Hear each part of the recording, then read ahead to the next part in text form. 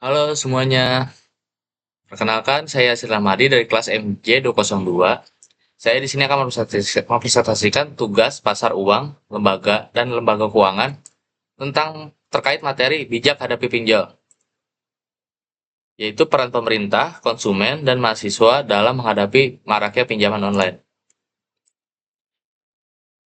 Pinjaman online atau kita lebih akrab dengan sebutan pinjol semakin populer di Indonesia karena prosesnya cepat dan mudah. Hanya perlu KTP dan akses ke ponsel. Namun, kemudahan ini justru menjerumuskan banyak orang ke dalam jerat hutang. Jerat hutang berbunga tinggi, terutama dari pinjol ilegal. Mahasiswa, sebagai generasi yang aktif secara digital, termasuk kelompok yang rentan terhadap jeratan pinjol. Oleh karena itu, penting untuk mengetahui peran berbagai pihak dalam menghadapi masalah ini. Apa itu pinjol? Pinjol, atau kita lebih akrab dengan sebutan pinjaman online, adalah layanan keuangan berbasis teknologi yang memungkinkan seseorang meminjam uang secara digital. Terdapat dua jenis pinjol. Pinjol yang legal, yaitu pinjol yang terdaftar di OJK, dan pinjol ilegal, pinjol tidak terdaftar pada OJK. Pinjol legal wajib mengikuti peraturan OJK terkait bunga, penagihan, dan privasi data. Sementara itu, pinjol ilegal sering melanggar aturan, mengenakan bunga sangat tinggi, dan mengakses data pribadi secara tidak sah.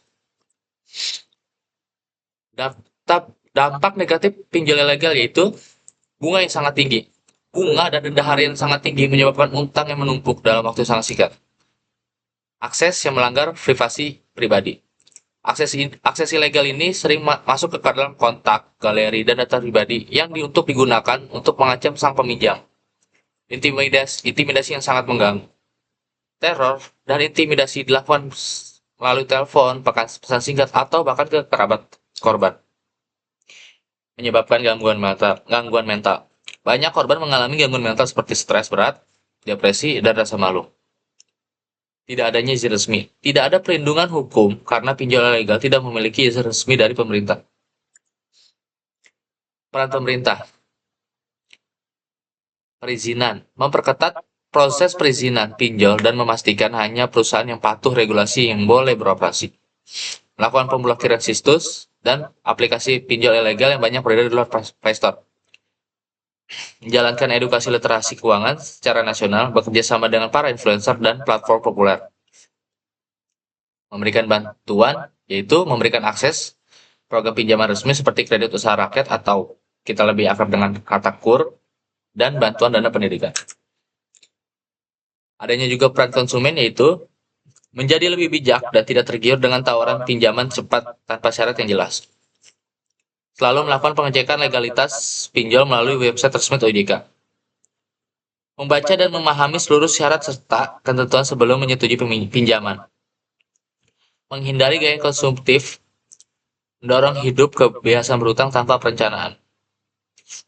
Melaporkan pinjol ilegal jika mendapat ancaman atau kerugian pada pihak yang berwajib. Peran mahasiswa yang kita ketahui adalah, yang mungkin saya ketahui adalah, satu, sebagai agen perubahan, mahasiswa harus aktif menyuarakan edukasi literasi keuangan. Kedua, membuat konten edukatif yang menarik di media sosial untuk menyebarkan informasi tentang bahayanya pinjol ilegal.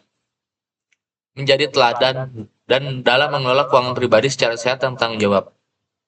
Mengadakan forum diskusi, seminar, atau kampanye digital bertema tolak pinjol ilegal. Yang kelima, memberikan dukungan moral kepada teman atau masyarakat yang menjadi korban pinjol. Contoh satu, studi kasus nyata. Seorang mahasiswa meminjam 1 juta dari pinjol ilegal untuk kebutuhan mendesak. Tanpa ia sadari, ia dikenakan bunga dan denda harian yang tidak wajar. Dalam waktu 3 minggu, jumlah utangnya membengkak menjadi 6 juta. Kontak dan foto pribadinya disebar ke teman-temannya. Dia akhirnya mencari bantuan hukum melalui LBH dan berhasil keluar dari jeratan tersebut setelah melalui proses yang sangat panjang dan mungkin penuh dengan tekanan mental. Kesimpulannya, pinjol bisa menjadi solusi jika digunakan secara bijak, tapi bisa sangat berbahaya jika digunakan tanpa pengetahuan yang kurang. Pemerintah, konsumen, dan mahasiswa punya tanggung jawab masing-masing untuk menanggulangi masalah ini. Edukasi, pengawasan, dan kesadaran finansial menjadi kunci utama untuk menghindari jebakan pinjol ilegal. Mungkin penutup dari saya adalah, mari bersama-sama menjadi generasi yang cerdas finansial, tidak mudah tergiur pinjol ilegal, dan aktif mengedukasi orang-orang di sekitar kita.